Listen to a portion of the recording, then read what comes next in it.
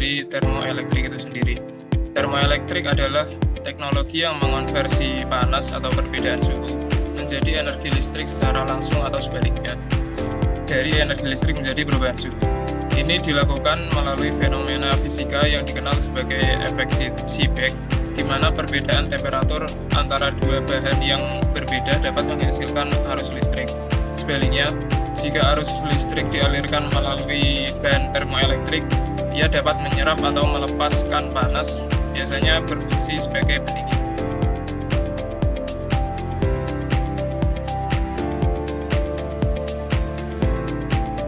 Lalu ada prinsip kerja termoelektrik.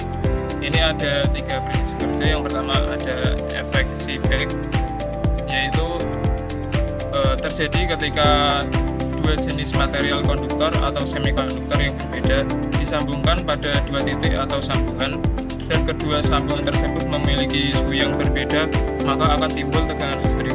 Tegangan ini muncul karena elektron berpindah dari sisi panas ke sisi dingin yang menciptakan beda potensial. Tegangan ini proporsional dengan perubahan suhu dan koefisien yang menghubungkan keduanya, yang biasa disebut koefisien Seebeck.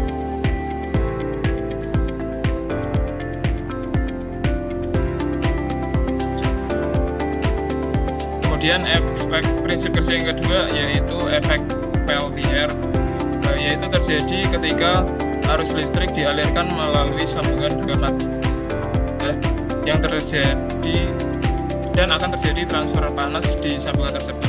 Jika arus mengalir dari konduktor dengan koefisien Seebeck tinggi ke konduktor dengan koefisien Seebeck rendah, maka sambungan tersebut akan menyerap panas atau terjadi pendinginan. Sebaliknya, jika arus mengalir dalam arah yang berlawanan, sambungan akan mengeluarkan panas atau terjadi pemanasan.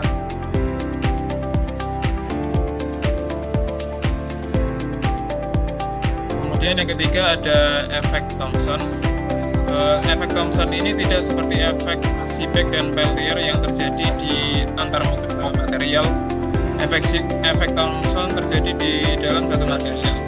Panas dihasilkan atau diserap sepanjang konduktor tergantung arah arus dan gradien suhu. Gradien suhu adalah perubahan suhu terhadap jarak dalam suatu arah tertentu.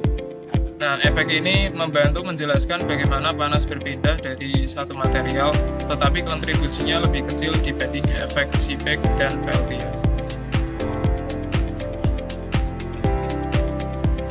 Oke, kemudian di sini ada diagram termoelektrik, di mana diagram ini menggambarkan prinsip kerja modul termoelektrik baik sebagai generator TG maupun sebagai pendingin atau TSE. Jika sisi panas dipanaskan dan sisi dingin tetap dingin, maka elektron bergerak dari panas ke dingin yang disebut tadi seperti efek Seebeck dan menghasilkan tegangan listrik, kemudian digunakan sebagai generator listrik.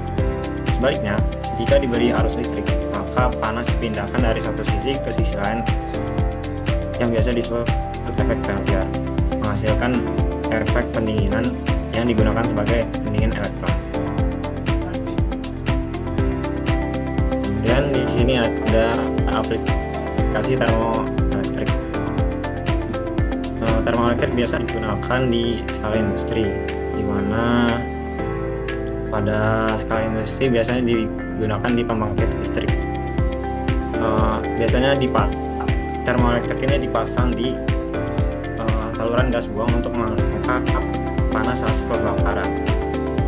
Panas ini akan dilepaskan ke atmosfer dan diubah menjadi energi listrik tambahan. Kemudian pada sektor otomotif dikenal sebagai ATG atau Automotive Thermoelectric Generator yang biasa terpasang pada sistem pembuangan mobil. ATG ini mampu mengubah sekitar 5-10% panas buangan dari mesin menjadi energi listrik yang digunakan untuk sistem kelistrikan mobil seperti lampu, AC, sehingga mesin tidak terlalu terbebani dan konsumsi bahan bakar menjadi lebih hemat, sekaligus menurunkan emisi gas buang. Kemudian digunakan juga pada stasiun luar angkasa, di mana namanya ini RTG atau Radioscope Thermoelectric Generator. memanfaatkan panas hasil peluruhan radioisotop sebagai sumber energi. Keunggulan dari RTG adalah mampu untuk menghasilkan listrik secara terus-menerus tanpa bagian yang bergerak, menjadikannya sangat andal dan tahan lama. RTG ini telah digunakan pada berbagai misi NASA seperti Voyager, Cassini, dan Mars rover yang membutuhkan sumber daya otonom dan bebas perawatan selama bertahun-tahun di lingkungan yang sangat ekstrim dan terpencil. Dan digunakan juga pada perangkat konsumsi dan elektronika seperti VLDA, cooler. Digunakan untuk cooler box portable, perangkat web kecil, dan pendingin kamera infrared dengan operasi senyap tanpa kompresor dan refrigerant fotonik. Kemudian digunakan juga pada pendingin CPU dan komponen komputer, yaitu di bagian CPU-nya. Untuk sistem pendingin ini digunakan untuk menjaga suhu CPU agar tetap rendah. Hal ini memungkinkan komputer bekerja pada performa tinggi tanpa resiko overheating, serta memperpanjang umur dari komponen.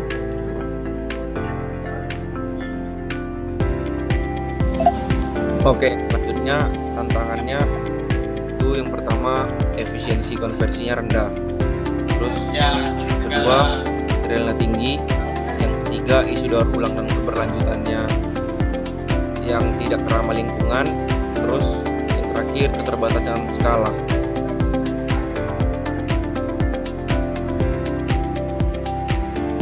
Lalu prospek-prospeknya itu apa aja sih? Yang pertama ini ada energi terbarukan dan efisiensi energi. Lalu yang kedua ada inovasi material baru. Terus yang ketiga aplikasinya luas dan fleksibel. Dan yang terakhir pendukungnya itu ada smart technology.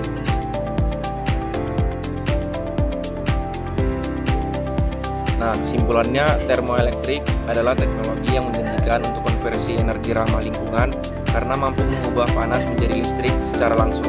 Meskipun masih menghadapi tantangan efisiensi dan biaya material, potensi pemanfaatannya sangat luas, mulai dari sektor industri, otomotif, hingga teknologi luar angkasa dan rumah pintar. Dengan kemajuan riset material dan teknologi termoelektrik berpeluang besar menjadi solusi energi masa depan yang efisien, bersih, dan keberlanjutan. Sekian dari kelompok kami, kelompok H. Apabila ada yang kurang, mohon maaf. Terima kasih.